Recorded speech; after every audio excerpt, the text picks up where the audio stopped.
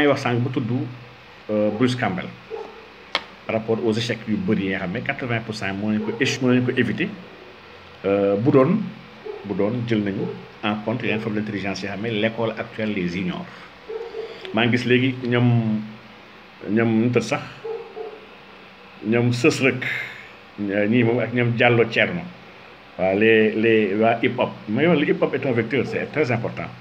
Donc très important ñu war a use la dans ses principes moom sës rek bu teacher inculqué na ma ko jàngal na ko donc hip ak hop donc lii moom beneen débat rek bi nga xam ne su fi duggee léegi gars yi ne ma saa yi léegi rappeur laa woon nag nekkoon naa ko. Donc il y a des penseurs yoo xam ne commencé déjà teg les bases d'une réflexion autour de l'école du futur. Maintenant su tudd ku mel ni Ken Robinson moom il a attiré l'attention pour di ci mën a comprendre wax dëgg yàlla que l'école actuelle est le résultat de la révolution industrielle et que elle ne correspond plus au monde d'aujourd'hui, ni le 21e siècle ni le 22e siècle. École bii nii dañ ko war a rey pour créer benn école. Il n'a pas tort, il a écrit sur ça, il a beaucoup produit. Voilà. En dehors de lui, Simon Sinek il nous invite la question du pourquoi. Question bi laalaguma ko ci biir live bi naa ko laal si suite bi parce que suñu nekkee di forcer xale di yóbbu école ñëpp di wax école wala yóbbu école naan école obligatoire mais dañoo war a xam école boobu pourquoi ñu war dem école donc école bañ na ko ba ñu bëri dañuy wax ni y a 3 fonctions yoo xam ne moom la école doon jéem a lijjanti. La première c'est le nivellement sociétal, comment la ñu mën a niveler ñëpp am benn même type de personne partout wala bokk la préparation des citoyens dafa war a préparer citoyen bi ñu soxla suba. Dans ce cadre là kon école warul fonctionner bu mel ni actuellement parce que lii formé wul benn citoyen bu bëgg dëkkam li ñuy jàngal bitim réew sax moo ñuy jàng suñu waa dëkk dafay tax ni waa bitim réew lu ñuy gën a bëgg sax suñu waa dëkk su xale yi jógee jël ay gaal wala xale yi gëm ni ñoom kaaw yor dem mais ñun war ñu jaaxle c'est l'école qui a donné ce sentiment là parce que lay jàngal kaaw da jàngal kaaw di la wan kaaw ba di la jàngal histoire kaaw ba di la wax héros kaaw ba télé itam ñu la woon filmu kaaw ba di la woon son kaaw ba di la woon sport kaaw ba mais naka la xale bi def ba du bëgg kaaw ba xale ñoo war a bëgg kaaw ba c'est très normal c'est le système d'ensemble éducatif et même médiatique moo travaillé loolu sur la conscience de ces jeunes là donc lii moom wax dëgg yàlla dañu war a xoolaat la. Donc Jane McGonigal qui moom elle a fait benn approche du jeu et des technologies numériques dans l'école li tamit naa si ñëw sur refondation bi parce que école may gis bu ma bëgg a gis man dans 10 ans école boobu instant yi base bi sax tegaguñ ko actuellement tegaguñ ko. Cyril Alvarez elle a fait un TEDx donc Cyril Alvarez elle fait un très bon travail ci récupérer ay xale yoo xam ne ñoom la ñuy wax les sous-niveaux de l'enseignement mu récupérer leen avec ces techniques de laisser aller de laisser faire de responsabilisation des enfants ay xale laa de xale yi am un surniveau xale yi ils ont mieux appris que ñu doon jàngee dans l'école classique conventionnelle qui elle a fait un merveilleux travail donc bokkul ba tey ak les types Montessori loolu xam naa peut-être on aura l'occasion d'en parler l'école Montessori wax naa fii à Dakar sax am na fi benn donc Matthew Peterson a montré que les maths vraiment il a fait un travail moo tax sànq ko chiffre dafa gën sax ñu bañ ko jàngal xale ba benn âge loolu Louis-Paul Benezet a fait cette étude là aux États-Unis Amérique donc si yenn dëkk yi xam ne war na ne au primaire benn âge yi mu ne baax sax bañ leen a woon benn chiffre nekk dans la théorie xale yooyu ils ont été appris plus excellents en mathématiques que xale yoo xam ne ñoo teel a commencé def mathématiques depuis 5 ans donc fii commencé arithmétique bu ko son gars yi arithmétique donc pour man moo tax ma ne sànq au primaire man jarul lire jarul dara dañ xool ñu jàngal étape préscolaire jarul jàngal calcul ni lire ni dara parce que waruñu bëggee esprit xale bi dañ ko war a préserver. Donc le jeu nag pour man est très important et ça me permettra après de parler de la refondation de l'école qu'on veut. Xam nga ni même en médecine li ñuy wax la chirurgie laparoscopique des consortiums ont travaillé sur des jeux pour jox ko chirurgiens yi médecins yi et que à travers ce jeu là ils ont été plus performants cette opération bi nga xam ne bon opération de viscère la opération bu précis la war a nekk opération bu dagg bu ndaw la ñu war a def ci opération boobu on a trouvé que des médecins qui jouaient jeu bi leen defaral ils ont été plus performants et ñoo d'accord opérer qu'un médecin yi xam ne ils peuvent pas ils n'ont pas joué donc le jeu est un élément important de l'apprentissage et de la formation donc dama jàpp ni ñun on l'a pas intégré dans l'école bu ñu war a defi ji ëllëg kaaw ba moo tax ñu bëri kaw waaw wax dëgg de Rama ah tu as raison mais comme li Loulou wax rek nee na kaaw ba xale yi demuñu kaaw ba ñu andi kaaw bi fii moo tax fii gars yi dund soo xoolee ni ñuy doxee sax nga xam ne fii ay kaaw maa na fi nekk fii ay kaaw maa na fi nekk de maa ngi fàttali ko man fële L6 jaraaf a ngi fi sax jaraaf xam na gars yi ñoom dungaa ah non gars yi dañoo dem Italie ba xam ko ñu Italie yëpp te fekk demaguñu woon xam naa si tam ñeen ñi xam ne fii tamit dañoo xam ko ñu France yi bay wax ak accent yi xam ay 9-2 9-1 9-3 Nanterre di expliquer di commencer di argoter wax dëgg yàlla te demaguñu woon kaaw gars yi bëgg nañ kaaw ba de gars yi fii gars yi xam ne ñoom kaaw ba su fa demul woon dañu naroon dee heureusement sax ñu dem donc heureusement ñu dem donc pour dire que rek y a des réalités yi xam ne aujourd'hui qui sont pris en compte et que dañ ko war a bàyyi xel aujourd'hui le système bi ñu war a tabax ñun dans la refondation c'est un système bi nga xam ne qui doit être basé sur la coopération sur l'ouverture sur la prospection et sur l'enseignement mutuel donc yii moom bu ñu ko intégré wul dans l'école qu'on doit créer duñu mën a am les 4 composantes yi xam ne moom laay wax les composantes clés yoo xam ne moo ñuy dimbali par rapport ak li ñu bëgg doxal muy lan muy rek avoir l'attention des jeunes avoir leur engagement muy ñaar avoir des retours d'information immédiats l'école dafa la mën a may ay retours d'information immédiats lii moo lay may après ñu mën a consolider après rectifier wu sans cela après du ñu mën a automatiser les connaissances donc lii moom vraiment maa defa sànq li may wax ne ma lii dañ ko war a def livre bon si le temps me le permet on fera un livre sur la réformer ou refonder l'éducation le cas du Sénégal avec des statistiques lépp pour mën a xool étape par étape comment le faire et en budget comment le mettre en œuvre pour moi c'est très important ñu mën a bàyyi xel mbir yooyu donc l'école donc Pi yu muy jàngal gars yi muy jàngal ay Pi ak qui connaît Pi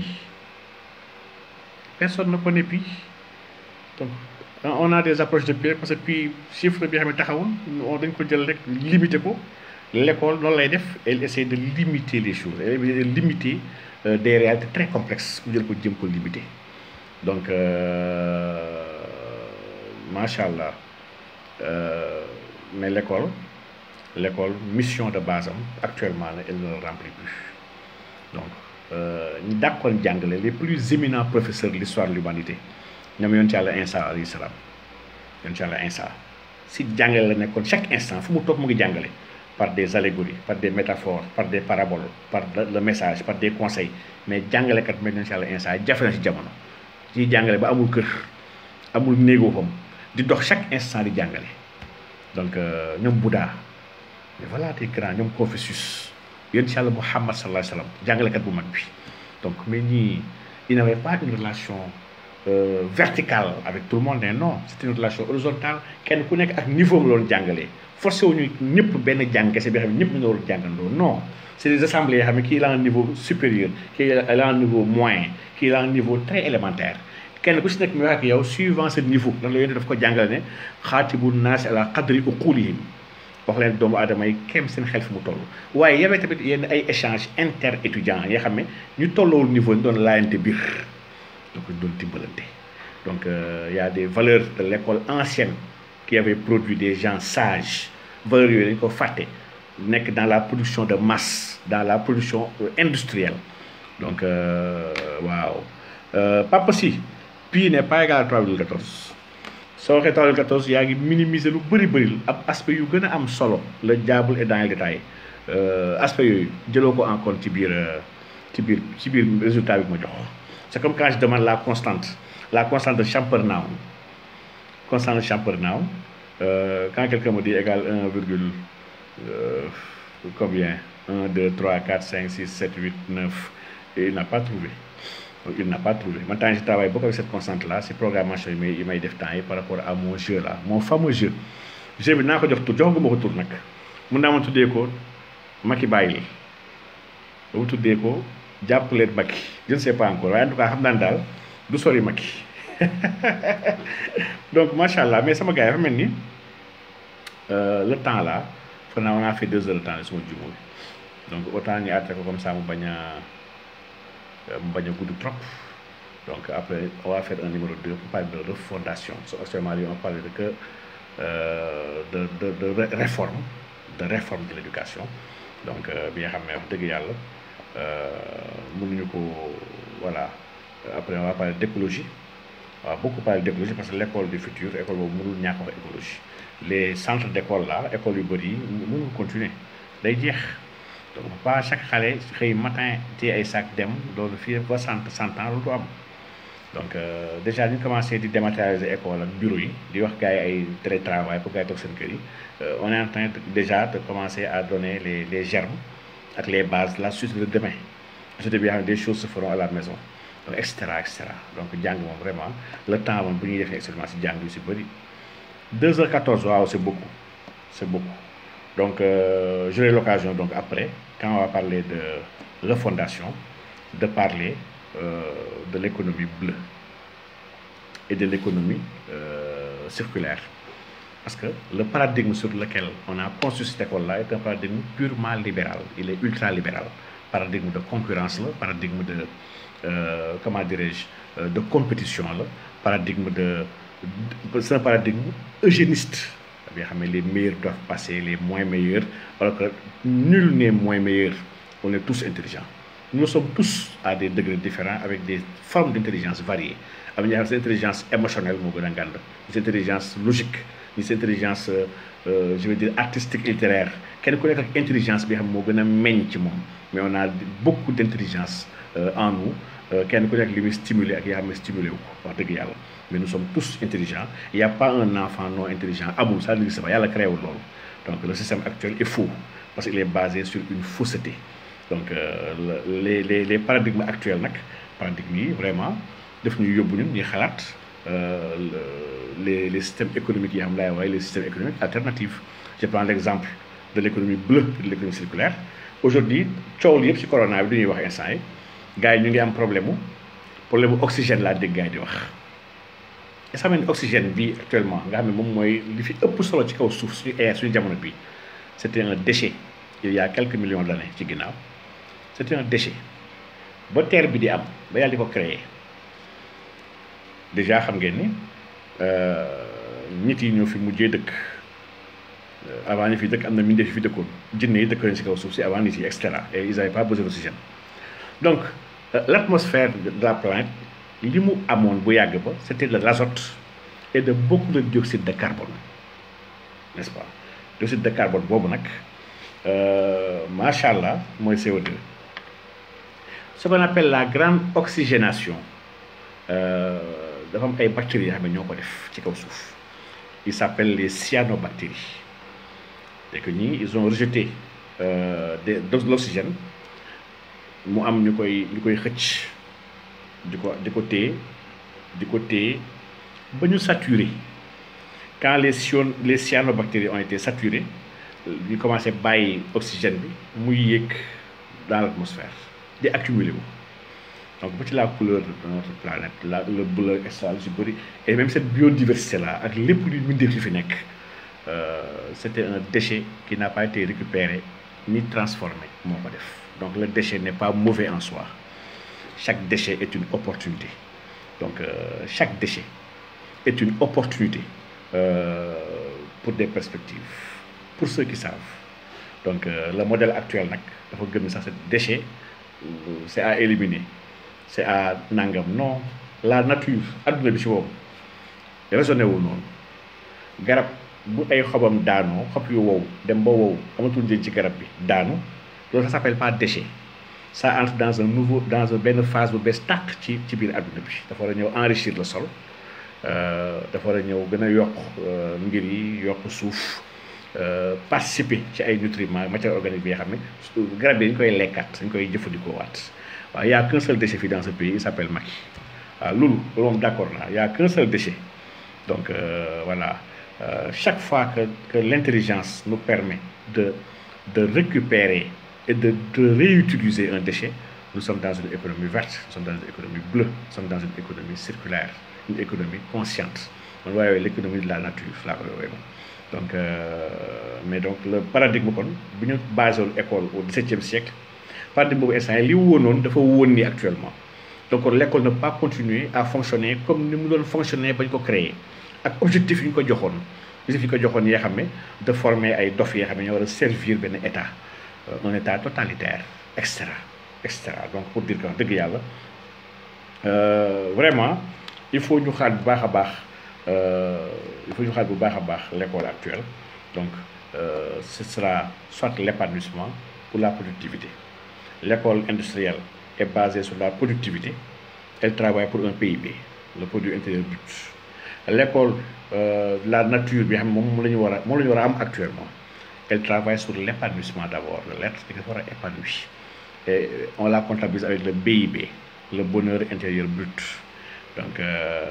vraiment, peut-être on a un peu goûté de nous, mais bref, après on va. Wow, Gunther Poli, il est excellent. Je vous le conseille vivement, lire Gunther Poli. Donc, il est exceptionnel. Il fait des choses merveilleuses. Donc, machallah, machallah. Économie bleue. Donc, il est exceptionnel. Donc, la lecture, beaucoup de lecture. Donc, comme je vous disais sans école, li mu war a sant su ay xale dañu ko war a jàngal li ñu la war a njëkk jàngal mooy naka la war a jëfandikoo suñu xel et loolu école si laaj waxuñu ba tey ñuy jëfandikoo xel donc nañ bàyyi xel bu baax a baax loolu donc jàngal xale yi naka la ñuy concentré wu naka la ñu war a xalaatee n'est-ce pas et cetera donc mais comme que on a déjà 2 heures et quelques gars yi kon maa leen tàggu on va faire un remake, la refondation, Inch'Allah, si bien live, Inch'Allah, Rabbi. Puis, si je me dis Inch'Allah, parce que notre vision de l'être humain, ce que c'est beau, de la grande sorte de la refondation, comprendre, on a une vision très soufie de ce qu'est un homme, des aptitudes qu'il y a le deuil, kan moy nit, lan moy nit ci mom, naka lay def ba jouer rôle bi nga xamé yalla dafa ko tek en tant que khalifu yalla ci kaw souf. Donc, c'est des paradigmes d'analyse, de décryptage et de compréhension qui nous permettre, quand on va asseoir un modèle, un système boobu am cesluwaay bi nga xam ne cesluwaay boobu yàlla ay kese la maanaam yàlla la donc bu tegul ci yàlla rek dafay nekk leneen donc mbiru àdduna lay nekk te mbiru àdduna dafa am limite donc yàlla moom c'est le sommet ilallaahi muntaha waaw yàlla c'est le sommet donc yàlla na yàlla defal tawfiix yàlla def ñu dëgg julit yàlla yombalal ñu lépp ba lépp lu ñu namm lépp li nga xam ne wareef la yàlla teg ko gàll ko suñu ay mbagg donc ñu mën ko assumer haut la main ndax dafa am ay défis yu nga yoo xam ne ñun jullit ñi surtout ñun noir yi dañ ko relever àdduna ndax àdduna nit yu ñuul ñi ak jullit ñi man jàpp naa ñooy actuellement ñi gën a doyadil te ñoom ñooy ñi war a relever haut ñuy wax torche bi nga xam ne mooy torche humanité daañu ci yàlla dimbali defal ñu si tawfiix yàlla may ñu éveil consciente bi yàlla andi benn conscience collective très élevée mën ñu permettre ñu mën a jouer les rôles de notre temps loolu yàlla am na ko sañ na ko te mën na ko yàlla na ko yàlla def incha allah rabbi donc kontaan nañu trop ci dégg leen maa ngi ziar ñëpp ñoom Kempes gi nii Tamsir ziar naa la bu baax Mor Diop Mor ñu ngi lay ziar lu bëree bëri le grand jaraaf hayyakallah yaa Seydi Zeynab Tijani Landing Badji ñu ngi leen di ziar Abdou Thioune waaw kii moom c'est le mooy sama sëriñ donc Maarifa ñaal lii ma mën si def benn bind su ma ko jot bi mayee su ma paree yi may bind nii instant yi donc Ramali yow wàllu yàlla nga moo tax yàlla war la mbiru Macky donc Macky moom vraiment musiba la yàlla na yàlla musal ci variant bi tudd Macky ndax mooy variant bu gën a dangereux ci corona bi donc ziar nañ ñëpp bégg nañ leen yàlla na yàlla defal tawfiix incha allah yàlla defal ñu jàmm defal ñu yiw sànq je voulais vous parler bëggoon naa waxtaan ko DeepMind ñu wax DeepMind avec AlphaFold donc nu ñu defee ñu wax human proteome maanaam benn fichier zip de près de 50 gigaoctets bi nga xam ne les protéines yëpp machine def na ko machine def na loolu maanaam cartographie toutes les protéines de l'être humain donc lii moom vraiment macha allah human proteome zip boobu pour dire que la science mu ngi dox jéego yu rëy yu doy waar yi xam ne ñu jéego yoo lañ ko bàyyi xel ndax ñu tam dañoo war a bokk si ñu war a doxal science waaw donc yàlla na si yàlla dimbali may ñu ay ndaw yi xam ne ndaw yu joué seen rôle la ji incha allah rabbi donc Ibou Coumba Gueye doyen billaay le virus là qui est là au palais là mënoo dëgg ak moom pare ba pare di cool loolu di aimable vraiment je veux bien le faire mais je parviens pas parce que ce virus là il est dégueulasse il est juste dégueulasse donc je ne l'aime pas du tout wax dëgg yàlla Nassirou Lo ñu ngi lay ziar bu baax a baax donc gars yi kon bon tey la dimanche déjà si semaine bi incha allah on aura le temps libre de revenir pour yeggali ñu tax sax éducation parce que tey on parle juste d'instruction et d'apprentissage donc l'éducation incha allah on va en parler incha allah rabbi yàlla na yàlla defal tawféex Abdou Amadou Sow waaw incha allah maa ngi ciy bàyyi xel waaw dinaa ci bàyyi xel Kumba Ndi tey Kumba Ndi jazakumullah xeer jërëjëf donc nuyu naa ñëpp nag leen bëggi donc di beral nuyoo nag la alaaji Is Donde donc sama waaj donc di ko jaajëfal di ko ndokkeel di ko ñaanal donc yàlla na yàlla yombal lépp ci barke Mawlana rasulillah sallallahu alayhi wa sallam waaw donc bëgg naa ñëpp bàyyi paplo dormir musiba la bu leen nelaw guddi nelaw baaxul waaw nelaw day wàññi ay fan waaw pour le corona nag waaw na dama bëggoon waxu saa waa ji mais bàyyi ma noppi corona bi nañ ci ñëwaat incha allah par rapport ak vaccin yi c'est promis donc yàlla na yàlla defal tawfiix donc asalaamualeykum wa rahmatullahi taala wa barakaatu.